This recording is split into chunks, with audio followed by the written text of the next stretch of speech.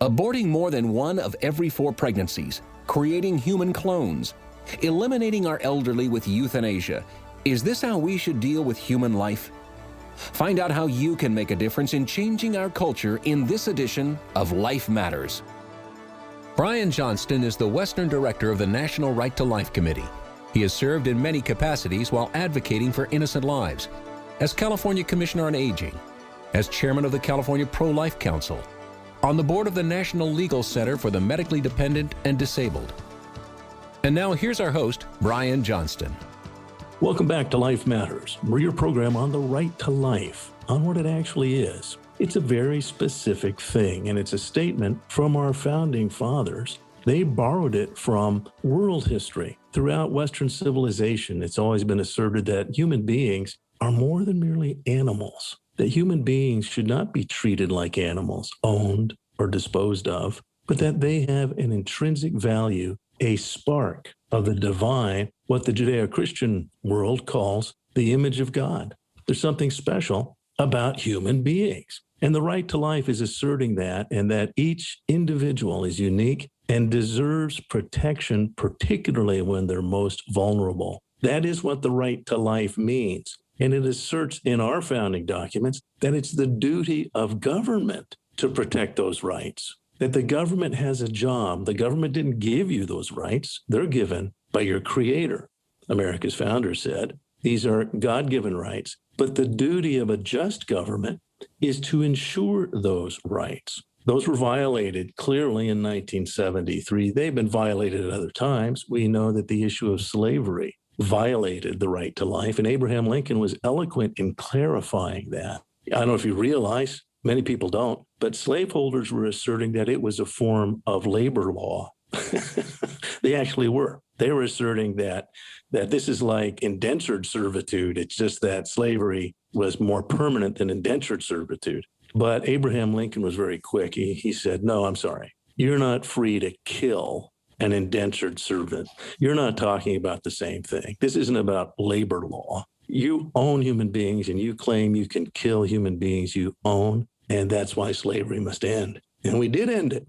And now we live in a time where, again, the right to life of vulnerable individual human beings have been violated. Many of you know that, and you know that in 1973, those changes came down. And that's why we talk about the right to life here. And it's really got a lot of implications. Very special guest today on Life Matters. You're really going to enjoy her. Bri Knaus is a former Californian and now lives in Florida. Her specialty is ultrasound. And Bri has done a great job. She's been a great supporter of California pro-life in the past out here. And we've known her for years. She's just a great lady and appreciate her work. So we're going to talk about, on this edition of Life Matters, the power of ultrasound and why you should be aware of it and why you should use it. So we're going to join Bri Knaus, ultrasound expert, and she runs a business called Hello My Baby.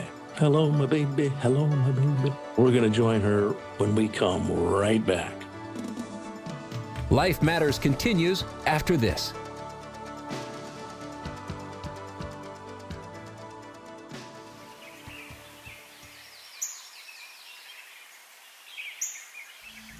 We are individuals that lived all over the world. In some of the most beautiful jungles and mountains on Earth. We were there as missionaries, but we have also become coffee aficionados. Our travels have introduced us to the most delicious and extraordinary coffee we've ever tasted. Now we import those same beans, roast them fresh at your request, and fly these savory coffees directly to you. Winged Spur Coffee. You will taste that rich freshness, roasted at your command, then flown straight to your home. Winged Spur Coffee. Try the best coffee you've ever tasted.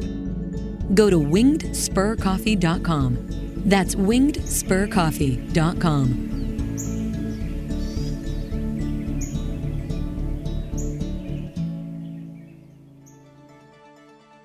And now back to more Life Matters with Brian Johnston.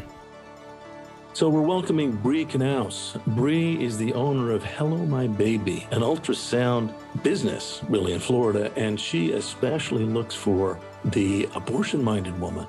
So Bri, welcome to Life Matters. Tell us about your business. Thanks, Brian. So my family business, I would like to be the owner one day. Hopefully that will be mine, but it is my mom and dad. So thankfully we got in the right business at the right time. We listened to God and, we took by faith because we love babies. We love being pro-life and taking pictures. And it was just it's a fun job. So it's so rewarding. So right in the pandemic, while everyone's shutting down, we decided to let's open up. It's been something on our hearts for a while, and it was the best thing we did. So I manage it. I do all the ultrasounds and one-man band here, but I love every moment. I work 6 days a week, so I'll be the one answering for you. And I was just so blessed to do this. So I do all of this. As you can see, the little cute babe in the back, this was last week, but I had to present this one. He was so cute. But then, we do see all kinds of walks of life through here. It's not always tears of joy. It could be tears of sadness and grief. I've seen everything, and it comes with the territory, unfortunately. But thank goodness God's given me a heart of compassion to know how to minister, and God's given me people in my life. But yes, so we love to see these babes. We love to help. I've always offered my phone number in case anybody needs anything. So, these women, we work with a pro-life pregnancy crisis center here in Manatee, Sarasota County, and they send me people in case their ultrasound tech is out and they don't do them as early as I do. So I have pictures. I think I've shown you. I can do them as early as 2 weeks. I'll take a look, see what we can see. Most places don't want to check at least till 6 weeks. So they won't even waste the time. But hey, If you're coming through these doors, we'll take a look. And we have HD, which is great. So with a 3D, so I'll explain, you probably want to ask anyways, the differences. Yeah, let's do this for the sake of listeners. We have a lot of people listening, and you can visualize, keep your eyes on the road if you're driving, but you'll know what we're talking about. I remember when ultrasound first came out, it was called Doppler, and it really uses the Doppler effect, which is similar to what's used in the principles of radar and sonar, and that is sending sound and then receiving the sound coming back. And it's the relationship between the two that then is now digitally depicted as an image. And that's very powerful. When it first came out, they're pretty grainy. Do you have samples of the early 2D? I do. I actually have my 2-week picture because I was like, this is a great, clear picture of a 2 week. So it was very 2 weeks from conception? Yes. And that is very hard to get. So that's incredible. Yeah, it was very clear. And it just depends on everyone's anatomy. Some people, you can get a 5-week, will be hard to see, but then I could get a 2-week. So it just depends on how many pregnancies you've had, what your anatomy is like, your health history, if you have anything going on, reverted uterus compared to non-reverted, things like that. So everything is consequential, like how things partake. So let me try to find that before I go scooping for it. Yeah. And those of you that have seen that, and most people have actually seen these old, as you're looking for that, we'll talk about this initial Doppler technology, and it's grainier than we're used to, and it's black and white. It's a bit better than a radar screen or a sonar screen that shows blips, that just sends a blip back to the receiving sound origination site. But this is much more detailed and sends back an image, but it's a 2-dimensional image. But as we talk about the power of imaging, we're going to spend a little time after we see these images. I think it's critically important that we see that this is a unique human being. Our opponents want to dismiss the uniqueness of the child in the womb. You know that if you're pro-life. They use language to do that. I've just written a book that focuses a lot on the fact that a lot of Americans are easily manipulated by language and confused by language. And this is not the product of conception. If it is a product of conception, then so are you. You're the product of conception. So there, I'll throw you out. No, it's the language they use that gets us to lose sight of the uniqueness of the human being, the incredible gift that life is. So what we want to do is let people know you can actually show a young mother her baby. You can meet your baby, and that's what Hello My Baby does. But that's what the power of sonograms allows. And later in the program, we're going to talk about the states now that require that this be offered before an abortion is done. We'll talk about the implications of those laws. As I said on Life Matters, ultimately, we have to look at the law. because ultimately it's the law that's allowing legal killing. And this is more than just opinions. We have opinions, obviously, and we have feelings. But our opinions and feelings are not what you base laws on. We have to show objective facts, and we have the facts. So if you're pro-life and you're listening, know that the facts are on your side, and make sure that you invoke those facts. And a good way to do that is through sonograms. So why don't we go, do you have the 3D image? Yes, actually. So I'll say this. We do call ourselves Hello, My Baby 3D. It's kind of an old school term for 3D. Everyone says 3D, but this is actually, so it's a 3D, 4D, HD. So the only difference is between everyone knows 2D, the black and white, just flat image. And then we have the 3D, which is that kind of similar look, the fleshy orange tinted look. However, the 3D, you can't see live video. So it's more of a still image in that dimensional form. However, the 4D HD we have is a video you can go on 3D, and it's like just moving video. So we can watch people move in that state, which is great. It's awesome. And I know that some listeners have seen this, and you'll see it's really a very beautiful image. And it's got what's known in photography as depth of field, which the 2D images don't have. It's how you view life normally with your eyes. Your eyes are set up in a binocular fashion. So it allows you to see depth of field. That's how we view reality. And you know that on watching good movies. They have certain things in focus, certain things are out of focus. And it gives a depth and a vibrancy. So I think the 3D has really, by leaps and bounds, helped people understand that's a baby. And when we cut back to Bri, you're going to see that 3D image. It's just a beautiful child. Oh, it's gorgeous. That's actually a 30-and-a-half-week baby. So that's a 30-weeker. We do a lot of really fun things really early. So even like, as you said, we can see so much life and truth, the things that we can't see with our own eyes from the outside. When we see them even in 2D, it changes lives. And the Doppler, we use the Doppler. I mean, at 5 weeks when that heart starts, I mean, if I can see that little flutter, I will let them hear it every time. I had one that was only about 5 weeks right on, and I want to say between 5.5, and we heard that baby loud and clear. So it changes lives, hearing, seeing, feeling, reading. I mean, you can't dispute the truth. It is what it is. That's a baby. Yep. Again, visualize seeing a baby in the womb. That's what you're seeing. It's like taking a picture in the womb, looking through mom's belly. She just looks like a gravid individual. There's something going on, but there's a baby in there, and the sonogram allows you to meet that baby, to see that baby. Can you see this little 18-week baby right here? Okay. I can see the face. Some people may not. If you're not used to this, it has to be pointed out. So this is an 18-week, 3 days. And this little baby boy, I remember him directly because he was such a joy. So this little baby's smiling. So if you can see, they have so much emotion. People don't understand because we don't see it until this. And he was actually smiling, and it looks like he's actually waving. So here's his little eyes. Here's his little nose. Yeah. And here's his mouth. Of course, there's some cord going up right here from his umbilical down here. So he does have legs, by the way, disclaimer. You just got to fold them up there. Yeah. The box for my ultrasound, I take a box form, and that was where I cut it off right there to get the best part up here. One little arm going right, little hand up here. It kind of looks like he's waving. Yes, yes. And, she was so scared. She came in crying. I remember her in this visit, and she was so worried about him because they had just gotten an accident. But you know what? It's like he's just perfectly fine in there. Wow.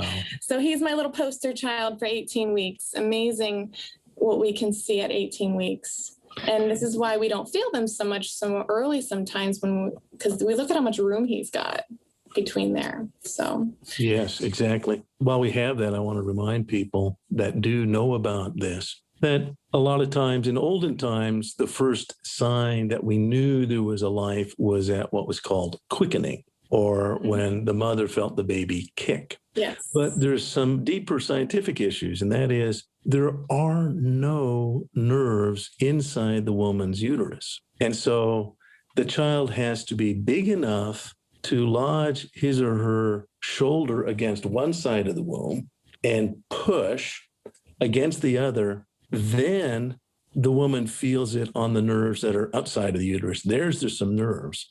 That's when she feels the kick. But the child's been swimming, and sometimes you'll hear mom say, oh, I feel him swimming. I feel her swimming. And there's movement, but that sense is actually from her nerves outside of the womb, because there's no nerves inside the womb. The other thing, quickly, while you're showing that image, obviously the child has a lot of help in that womb from mom. That's the safe place inside mom. But more importantly, he has his own tools that God gives him. As we grow, we have these same tools. Your umbilical cord leads to your placenta. And I say yours, and you still have a belly button. That's the evidence you had this.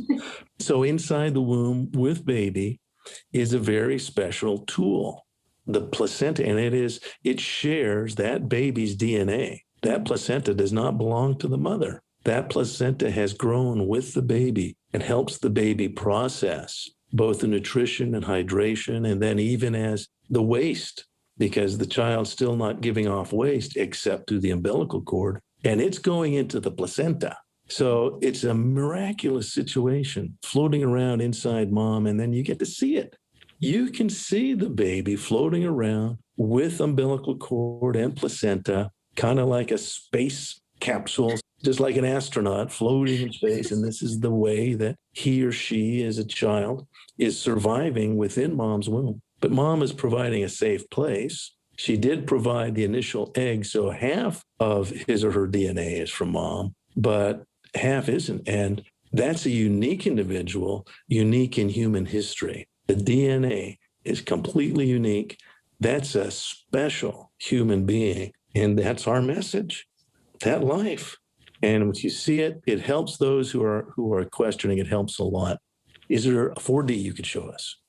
Yes, actually, this is 4D. Okay. So imagine this being 3D just because it's still. So it was 4D. It's kind of confusing, but the 4D is the live video of the 3D slot. So this could be considered 3D, but we was shot 4D. But it is HD as well on top of that. So my family business, we do HD in all of them, the 2D, 3D, 4D is all HD as well. So if somebody says they have a 5D studio, just know they're just trying to sell you something as just HD. It's the same thing as 5D. Oh, well, those are good things to know. I do have a beautiful video. Oh, he's so cute. He is. You can see this cute little baby right here. Okay, we see him. Wow, moving a lot. Oh, yeah. Had to wake this one up. Look at those cheeks. Wow. So this is actually 30 weeks and a half, about shy of 31 weeks. So wow. I always recommend coming back around this time. Yes, no kidding. Well, I appreciate you, Mom, so much, especially as they get older. That's another person. And when they're awake, they're moving around, and must be quite an experience. But it's quite, oh, look at that smile. Oh, you saw that, huh? Yeah. And it's adorable. Like they will smile, and then the next second they will frown. So yeah, I saw that right there. Yeah, there's another smile. And kind of a grimace. What are they thinking? Because we have to jiggle them, and they have so much emotion so early, Brian. So the central nervous system starts at 3 weeks. I'm sure you already knew that. That's even before the heart. So imagine this baby, each person has so much emotion embedded so early. And mom may not know she's pregnant that early. Exactly. Yeah. And for people to think that they don't feel things, I mean, I see this 6 days a week, and they definitely feel things very early. I see them jiggling even if they're like 5 weeks, if they're 10 weeks, I see them moving. They're moving. They have their central nervous system. They might not have emotion as much as in their face, but they definitely start. It'll say online that they have, start sucking their thumbs at 20 weeks, but I've seen it as early as 18, 19 weeks. So Google isn't always right. As you can see, that 18-week baby was definitely smiling, happy as can be. Yes. And, mom's freaking out, but here baby's perfectly fine. Yeah, that's right. That's right. And that's a very good point. Sometimes moms need encouragement. A lot of times moms on their first pregnancy, they're going through something they've never dealt with before. I'm glad I've never had to deal with it, because it's a responsibility. That responsibility, if you're not prepared for it, it is intimidating. So that's why we're glad there are crisis pregnancy centers there. But most importantly, that's why the laws were there up until 1973. When someone feels vulnerable, you just don't say, oh, well, we'll just get rid of this human being that bothers you. You don't do that. The laws have been there to protect human lives. And I would be remiss not to mention this. I have a book just out called The Evil Twins, Roe and Doe, How the Supreme Court Unleashed Medical Killing. And what hasn't occurred to a lot of people is that in order to legalize abortion, the Supreme Court had to appoint someone to do the killing. Mm-hmm. And you may not know this, the radical feminists wanted to do their own abortions. And Justice Blackmun prohibited that. He specifically said, we're going to have doctors do all abortions. If you have an MD, you are now licensed to do abortions at any time throughout pregnancy. And he said that in Doe v. Bolton, the companion decision. But the most important thing you need to realize if you're listening right now is he changed the nature of the medical profession. He changed the nature of Western civilization, that instead of healing, which doctors always swore to, they could now be killers. And you could hire a doctor to kill your baby throughout pregnancy. That's what happened in that decision.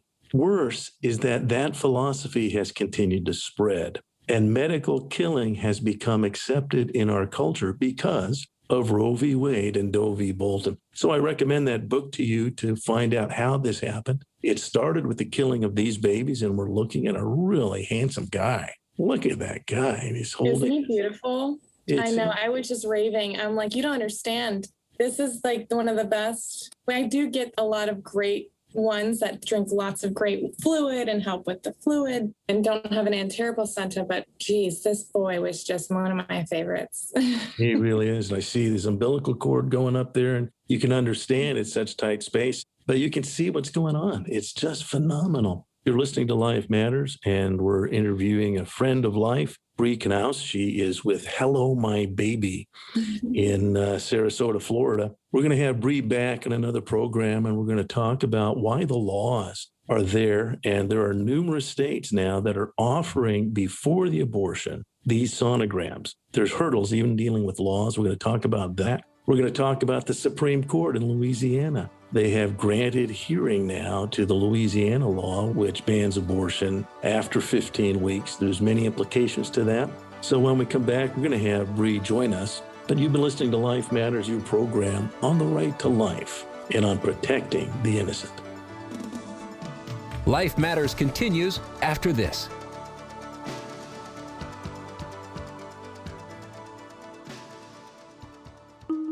They say sunlight is the best disinfectant. Did you know that California has a law on the books that says you need to protect babies born alive in the course of an abortion? But that law is simply ignored. The current legislature and Governor Newsom's administration support all abortions all the time. And they simply do not examine or regulate the practice, even though our tax dollars pay for it. We need to shine a light on this cover-up of the abortion industry in our state. Go to CaliforniaProLife.org and click on the Light of Day Project. We need the facts about late-term abortion to be examined and made known. We need the government doing its job to protect lives. We need the light of day on this. Go to CaliforniaProLife.org. And now back to more Life Matters with Brian Johnston. We're going to hear from Bri again soon. Bri is excellent and talks about that child in the womb. You know, on January 22nd, 1973, you've heard the name Roe v. Wade, but many of you have not heard the name Doe v. Bolton. Do you know that was a companion, conjoined decision that no one talks about? And yet it was Doe v. Bolton that actually hid the real killing law. Once they decided that every state had to no longer protect children, that's right, those decisions, those conjoined decisions overturned protective laws in every state in the nation. They had to determine who would do the killing. Did you know that the radical feminists insisted that they had the right to kill their own children? If you study radical feminism, and there's a whole chapter in my book, Evil Twins, Roe and Doe, How the Supreme Court Unleashed Medical Killing, do you know the feminists wanted the right to kill their own children? They proclaimed a right to control their body. They claimed the right to do abortion when they saw fit. Justice Blackmun denied them those rights. Do you know that Justice Ruth Bader Ginsburg hated Roe v. Wade? The media doesn't tell you that, because Roe v. Wade with Doe v. Bolton gave all authority to the abortionist. The woman has to ask permission. This deeply offends radical feminists. So they're not happy with Roe. They want to see Roe v. Wade overturned again. Something else you need to know is, where did these laws that protected babies, where did they come from? We explain this in Evil Twins. You can get this book on Amazon. I'm touring the country and doing a book tour, focusing right now in California, but we're expanding. If you'd like to hear from us, call 800-924-2490. We'll see about getting books to you and having a stop in your neck of the woods. Evil Twins, Roe and Doe, How the Supreme Court Unleashed Medical Killing by Brian Johnston. It's on Amazon. It's at newregencypub.com is the publisher, and you can get a copy there. Evil Twins, Roe and Doe by Brian Johnston. Many things you may not know. Again, where did our laws come from? Did you know that the British, they were ahead of us in ending slavery? You may have known that. You probably didn't know that they were ahead of us in protecting babies in the womb. That's right. The Crimes Against the Person Act was formed and passed in 1861. We still hadn't ended slavery by then, but they were protecting babies in the womb. And that law stayed in place and protected children for more than 100 years. It stayed in effect all the way up in Northern Ireland. It was finally removed in 2019. The United Kingdom was very effective, and the reason that they were effective is they believed what their founding principles said. If you recall, our nation was founded on those principles, that every life has value. This is a battle, and we need to know what the battle's about. Evil Twins, Roe and Doe, How the Supreme Court Unleashed Medical Killing. It's available on Amazon. And again, you can call if you'd like more information, 800-924-2490. To follow Life Matters on all social media and to subscribe to the Life Matters podcast, go to lifematters.life, where you will find everything you need to know to share life, culture, and the battle of ideas with everyone you care about. Life Matters is a production of the California Pro-Life Council, the state affiliate of National Right to Life. Wherever you are in the nation, you can find out more at National Right to Life. You can find vital pro-life information and also find the access to your state and local Right to Life affiliate. Get informed and get involved.